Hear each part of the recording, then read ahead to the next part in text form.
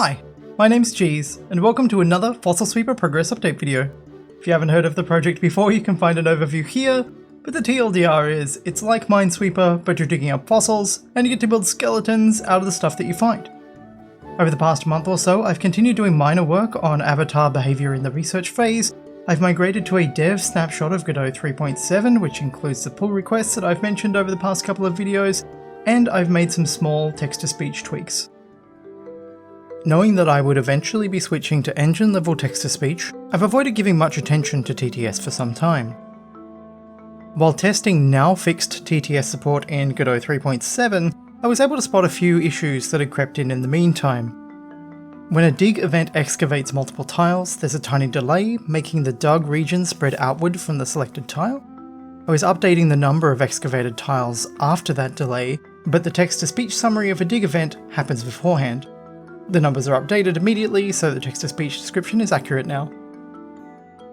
A little while back, I updated the camera to have 4 possible rotations so that I could get some extra mileage out of each biome height map.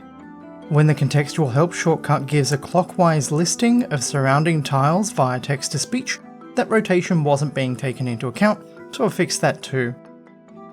I don't often play the dig phase without visuals, and while testing, I found it helpful to update the contextual help description to front-load counts of adjacent fossils and undug tiles, because that information helped me make decisions or identify my location faster than the full clockwise list of adjacent tiles can. Once more of the game has had a first pass on TTS support, I intend to invite more blind players to give me feedback, but for now I'm feeling better about what's here. One last issue that surfaced itself while I was doing this testing is that the dig phase's initially selected tile was at the coordinate 0, 0. I did this very early on, but since making non-square dig sites default, where the tile at 0, 0 is not diggable or selectable, that no longer makes sense. For now, I'm just selecting a random tile, but longer term, I think I'd like to select the tile directly in front of the player's avatar by default.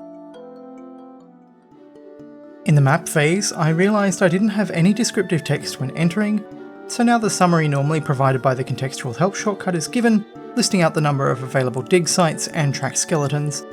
Longer term, after the upcoming GUI overhaul, there'll be more information surfaced here, but for now, this makes it easier to identify when the phase transition has ended and what state things are in. The description for the current timeline position was also saying 0 million years ago instead of today. A tiny fix, but it's nice to have. I've been thinking about also describing era, but as with UI, and text-to-speech is UI here, I'm wary of making things more cluttered than they need to be. Continuing on with previous month's work, I tweaked avatar movement in the research phase a bit more. The avatar now walks faster when moving to a different research category's points of interest, and slower when moving between points of interest for a single category. I now also have the avatar walking between a category's points of interest on an idle timer, like in the map phase too. In previous months, I'd been poking at some edge cases that could lead the avatar to walk in circles if their destination was within their turn radius. In an effort to reduce the likelihood of that happening, the avatar now slows down as they approach their destination, allowing for tighter turns. This addressed the edge case that I was focusing on, but introduced another bug where they're more likely to walk in circles in the dig phase.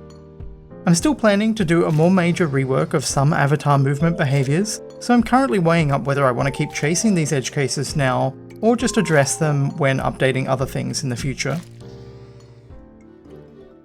The Godot engine pull request that I submitted back in September to resolve a text-to-speech related hang was merged at the end of October and found its way into a dev snapshot of Godot 3.7 close to the middle of November. Since then, I've forked and updated Fossil Sweeper's codebase, updating the game to make use of engine-level TTS, and updating my input bindings library to use physical scan codes. You can find more discussion of this in the September video. Having previously done all that, the migration was quick and relatively painless, with only one brief moment of worry where I'd forgotten a not operator that resulted in the text-to-speech not outputting any audio.